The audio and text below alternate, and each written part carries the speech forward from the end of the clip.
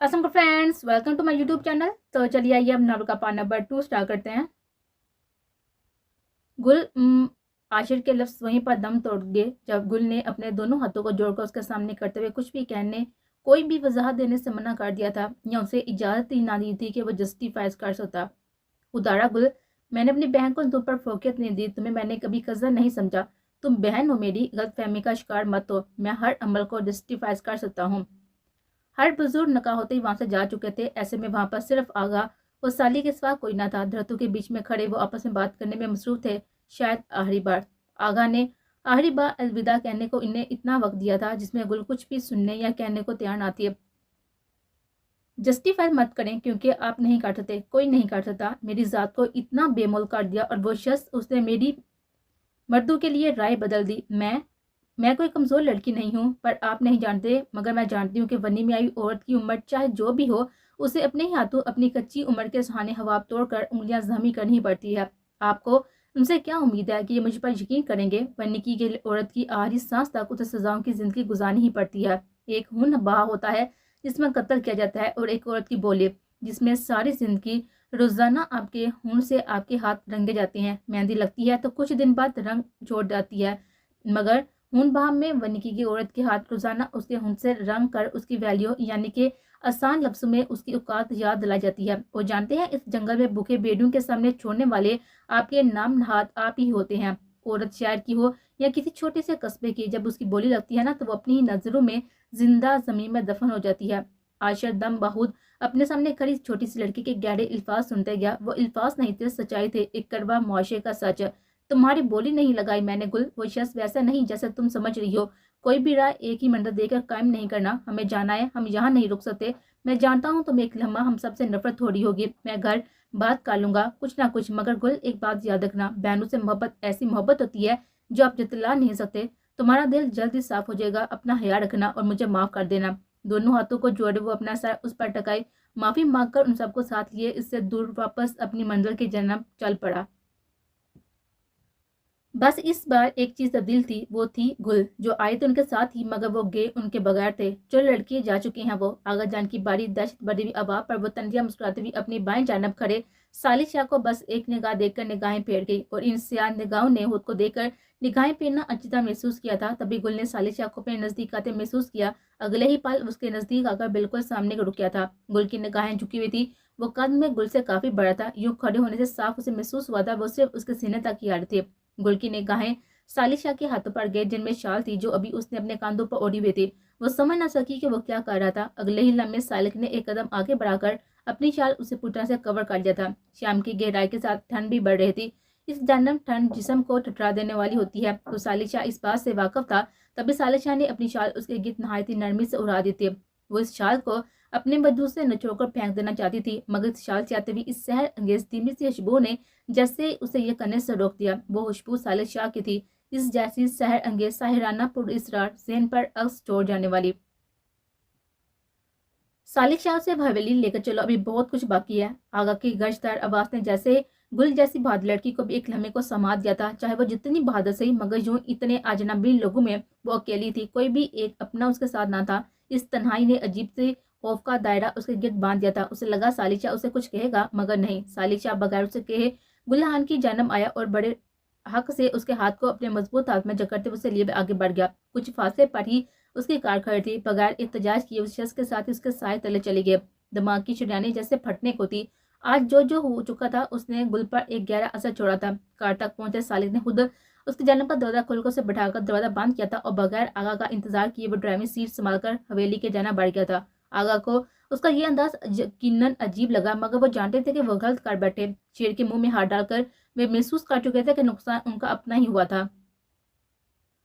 सालिक से लड़की को यहाँ क्यों लाए हो तुम? हाँ, इसका हाथ क्यों पकड़ा हुआ है तुमने? ए लड़की, उतारो ये शाल। मेरे बेटे की एक बेटा खा के और तुम और सब मेरा, अब उसको तुम लोगों के कब्जे में नहीं आने दोगे। हवेली में कदम रखते जिससे पहले तसादम हुआ था वो साली शाह की अम्मा साई थी, जो अब तक नडाल सी थी। अपने जवान लहते जगह की मौत का यकीन आया था उन्हें। एक ही रात में इस हवेली पर क़यामत टूट पड़ी थी। ऐसे में इस लड़की को इस जगह पर वापस देकर वो लपक कर उसके नजदीक आई।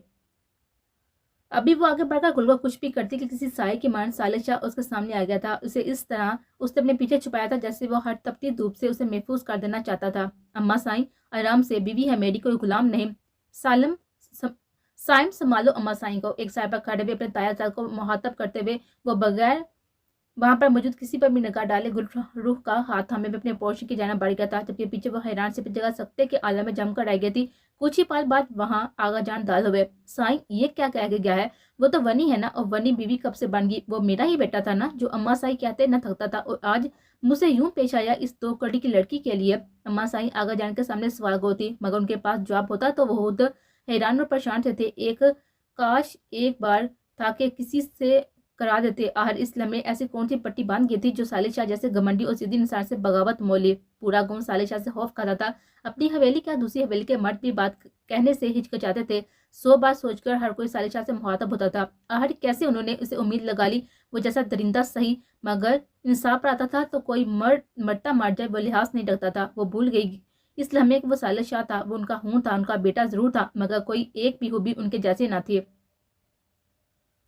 اپنے پوش میں داخل ہوتے ہی وہ اسے سیدھا اپنے کمرے میں لایا تھا جہاں کسی کا بھی آنا الاؤ نہ تھا. وہاں سالک شاہ کے سوا کوئی نہ آتا تھا، جہاں تک کہ وہ خود اتنا صفائی پسند تھا کہ کسی کو اس کے کمرے یا پوشن کی صفائی کی فکر نہ ہوتی تھی. پوشن تو پھر بھی اماں سائیں ضد کر کے صاف کروا لیتی تھی، مگر سب جانتے تھے پچھلے کتنے ہی سالوں سے سالک شاہ کے کمرے میں کوئی نہ گیا تھا. نہ جانے ایسا کیا تھا وہاں جو وہاں آنے کی کسی کو بھی اجازت نہ تھی. فنگر پرنٹ سے دروازہ کھولتے ہوئے سالک اسے لیے ہوئے کمرے میں داخل ہوا. بلیک اینڈ براؤن تھیم سے سجا وہ کمرہ نہایت ہی کشادہ اور خوبصورت تھا. سامنے ہی بیڈ کے اوپر ایک بڑی سی جائے نماز جس میں خانہ کعبہ اور روزہ رسول صلی اللہ علیہ وسلم بنا ہوا تھا اور فریم کر کے لگایا گیا تھا. کمرے میں داخل ہوتے ہوئے اس کی نظر بے ساتھ اس پر جا کر ٹکی تھی. گل کی بائیں جانب صوفہ اور سامنے ٹیبل، دروازے والی دیوار پر نصف LED، جبکہ بیڈ کی رائٹ سائڈ پر 2 کوچ پڑے ہوئے تھے. کمرہ کافی بڑا تھا، اسے کافی آگے جا کر پوری دیوار پر شیشہ نصب تھا اور سامنے ہی ڈریسنگ روم. مگر وہ سمجھ نہ سکی کہ صوفے کے ساتھ کس چیز کا دروازہ تھا. ڈریسنگ روم میں جاؤ اور میری وارڈروب سے جو ٹھیک لگے وہ لے کر چینج کرو. میں کچھ دیر میں واپس آتا ہوں، میرے آنے سے پہلے چینج کر لینا. ڈریسنگ روم کے سامنے لاتے ہوئے سارے نے ہدایت دے کر اس کا ہاتھ چھوڑ دیا تھا. وہ کب سے اس کا ہاتھ تھامے ہوئے تھا، تبھی یوں اچانک چھوڑ دینے پر گل کو اپنے ہاتھ میں حالی پن سا محسوس ہوا تھا. یہ کیا ہو رہا تھا وہ سمجھ نہ سکی. کیا ایک کردار اچھا تھا اس کہانی میں یا نہیں، یا کوئی ڈرامہ تھا؟ ونی کی لڑکی کے بارے میں اسے ہر علم تھا تو وہ کیسے کوئی بھی اچھی امید رہتی؟ سالک شاہ جا چکا تھا، مگر پیچھے وہ گہری سوچوں میں غرق تھی. سالک شاہ کی بیوی ہے وہ، کسی کی نگاہ اس پر برداشت نہیں کروں گا میں. دہشت پڑی ہوئی آواز پر پوری حویلی کے افراد نے خاموشی ساتھ دی. وہ بیوی نہیں، ونی ہے، جس کی کوئی اوقات کوئی رشتہ نہیں ہوتا. سالک شاہ اپنی ماں کی آواز پر وہ فوراً روح موڑتا ہوا ان کے سامنے آیا. سالک شاہ کے منہ آئے ہیں آپ صاحب، اب میرا وار بھی تو سہنا ہوگا نا. چیلنج کرتے ہوئے نگاہیں ان پر گاڑے وہ سب کو بتلا گیا تھا کہ ان کا فیصلہ کس قدر غلط تھا. دیکھو سالک، تمہارا بھائی مارا گیا ہے، اس لڑکی کو اس کی اوقات بتا دو، اس کا وجود اس قدر زخمی کر دو کہ یہ اپنی ہی موت کی بھیک مانگے. یوں نہ کرو، تمہارے بھائی کی روح تڑپے گی، کیا تمہیں سکون ملے گا؟ ماں کے الفاظ پر سالک شاہ کے لبوں پر گہری مسکراہٹ نے احاطہ کیا. میری پیاری ماں، یہ حویلی میری زندگی کی گواہ ہے، نہ میری ضد سے، میری یہ ہر انتہا کی گواہ ہے یہ حویلی. اب بات میری غیرت پر جا پہنچی ہے. آگا کو کیا لگا کہ سالک شاہ مان گیا تو وہ جھک گیا. سالک شاہ ہوں میں، قیامت ہوں اب اس حویلی کے لیے. آنکھوں میں اترتی ہوئی جنونیت نے سب کو کچھ بھی کہنے سے باز رکھا. سالی، پھر تم بھی مجھ سے واقف نہیں ہو، میرے کہنے سے تم انجان ہو. اس لڑکی کو ایسی موت کے منہ میں پھینکوں گا کہ تمہاری آنے والی نسلیں یاد رکھیں گی. آگا جان کی سخت باروب آواز پر استزائیہ مسکراہٹ ہونٹوں پر سجائے وہ پاس پڑے ہوئے صوفے پر بیٹھ گیا. ٹانگ پر ٹانگ رکھ کے وہ بڑے آرام سے آگا کی تیج پڑی ہوئی نظریں ان پر محسوس کرتا تھا. آگا آگا آگا. شال کی انگلی میں پہنی ہوئی انگوٹھی کو گھماتے ہوئے سالک شاہ نے گردن کو دائیں بائیں ہلا کر ان کو ایسے پکارا کہ وہ بپھرے ہوئے شیر کے سامنے اب کچھ بھی کہنے سے باز تھے، مگر نگاہوں میں واضح تھا کہ اسے چیلنج کر رہے تھے. اس ونی میں آئی ہوئی لڑکی کو بچا سکتی ہو تو بچاؤ. آگا کوشش بھی مت کیجیے گا سالک شاہ کی بیوی پر نگاہ غلط ڈالنے کی.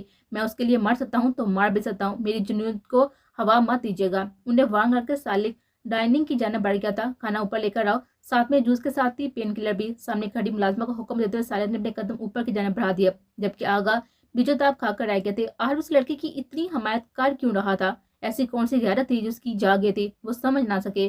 وہ تو اس سے پہلے سے بھی نیا جانتا تھا، صرف مدد کی تھی اس کی، تو ایسا کیا معجزہ تھا؟ وہ کڑیوں سے کڑیاں ملاتے ہوئے گہری سوچ میں غرق تھے، جبکہ حویلی کے افراد باری باری ان پر نگاہ ڈال کر اپنے کمروں کی جانب بڑھ گئے. कमरे में दाखिल होते ही साले की निगाह बेसाता उसके वजूद को तलाश किया, जबकि उसकी निगाह अचानक राइट साइड पर गई जहाँ वो जाए नमाज बिछाए सजदे में थी। जाए नमाज उसकी ड्रेसिंग रूम में होती थी, यकीनन उसने वहीं से ली थी। उसके कम खड़े होने पर उसे इल्म हुआ था उसके ट्राउजर के साथ वो उसका कुर्ता पहने हुए थी, जिससे वो उसकी दीवी शाल को अपने गिर्द ओढ़ी। वो पूरी तरह से नमाज पढ़ने में मगन थी। वो उसे देखने में मगन गम था जब अचानक दरवाजे पर नॉक हुआ। आगे बढ़कर दरवाजा खुला तो सामने वही मुलाजमा सर झुकाए ट्रे उठाकर खड़ी थी। ट्रे उसके हाथ से लेते हुए सालिक ने वापस दरवाजा बंद कर दिया था। इसी लम्हे गुल सलाम फेंककर नमाज से उठ खड़ी हुई थी। वहां बैठकर खाना खा लें क्योंकि दुआ नहीं ली आपने। मुलाजमा से पूछने पर इसे पता चला था कि उसने सुबह और दोपहर की दुआ नहीं ली थी, मगर वो वहीं पर एक जगह पर बुत की मानत खड़ी थी। जो ट्राउजर उसने पहना था उसे बड़ा और काफी खुला था, तभी उसमें गुल के पांव तक छुपे थे। कमीज की आस्तीनों ने उसके हाथों को भी छुपा रखा था, जबकि इसकी लंबाई इसके पांव से कुछ ऊपर तक आकर रुकी थी। गुल रूह। गुल के नजदीक आते सालिक ने उसे बाजू से पकड़कर होश दिलाना चाहा, जब अचानक वह बुरी तरह से उसके हाथ झटक कर दोनों हाथों से पूरा जोर लगाकर उसे पीछे धकेल गए। उसमें इस लम्हे इतनी ताकत ना थी। दूसरा, वो कोई टीन एजर लड़का ना था, तभी वो अपनी जगह से 1 इंच ना हिला। अलबत्ता उसके छूने पर वो आपे से बाहर जरूर हुई थी। छुआ कैसे आपने मुझे? कोई हक नहीं आपका मुझ पर, समझे? कोई दबूसी गांव की लड़की नहीं हूं मैं, आई समझ। सुरह आंखों से उसे देखकर चलाती वो साले को अपने हवास मनाना लगी। यकीनन इतना सब होने के बाद कोई भी नॉर्मल इंसान नॉर्मल नहीं हो सकता था। आंखों में गहरी संजीदगी लिए हुए साले उसको देखता रहा, क्योंकि देख रहे हैं, क्यों देख रही हैं आप मुझे? हाँ, मुझे लगा था कि आप एक अच्छे इंसान हैं, मगर आपने मुझे ही गलत ठहरा दिया। एक बार फिर दोनों हाथों से उसके सीने पर जोर देते हुए चलाए, जबकि इस बार बोलते बोलते उसकी आहर में आवाज टूट गई, मगर वो वैसे ही संजीदगी से उसे देता रहा। आंखों में गहरी संजीदगी थी, जबकि लब आपस में साथी से पेवस्त थे। वह जब्त के कड़े मराहिल पर था। जवाब दे मुझे, खामोश क्यों है आप? दीवानों की तरह बोलते बोलते वह बिल्लाहट थक कर उसे खामोश देखकर चलाती हुई ड्रेसिंग पर रखी सारी चीजें जमीन पर बारी बार फेंकने लगी, जिसमें अब मेज पर पड़ा हुआ वो खाली ग्लास भी था जो मुलाजमा ट्रे पर रख कर आई थी। बारी बारी वो हर चीज में बोस करती कमरे का नक्शा कुछ ही पलों में बिगाड़ चुकी थी। जिस सब करते करते उसकी शाल ड्रेसिंग के पास से गिर चुकी थी।